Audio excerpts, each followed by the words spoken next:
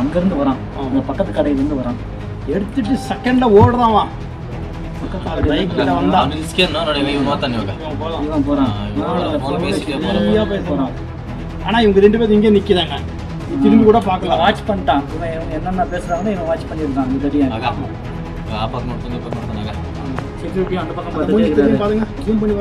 இரண்டு வெவ்வேறு திசைகளில் இருந்து வந்து சினிமாவை மிஞ்சிய திருட்டு சம்பவம்.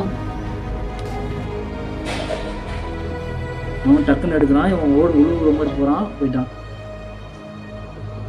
கிருஷ்ணகிரி மாவட்டம் ஓசூர் அடுத்த பாகலூர் அப்படின்ற பகுதி தமிழக கர்நாடகா மாநில எல்லையா இருந்துட்டு வருது. ஓசூர் மாநகராட்சியில செயல்பட்டு வந்த சார் பதிவாளர் அலுவலகம் பிரிக்கப்பட்டு பாகலூர்ல கடந்த சில மாதங்களா செயல்பட்டு வருதாமா. இதுல தேக்கம்பட்டி கிராமத்தை சேர்ந்த நெசவு தொழிலாளியான ஆறுமுகம் அப்படின்றவங்க பாகலூர்ல பத்திரப்பதிவு செய்ய வந்த போது தன்னுடைய கார்ல சில லட்சங்களை கொண்டு வந்ததா சொல்லப்படுது.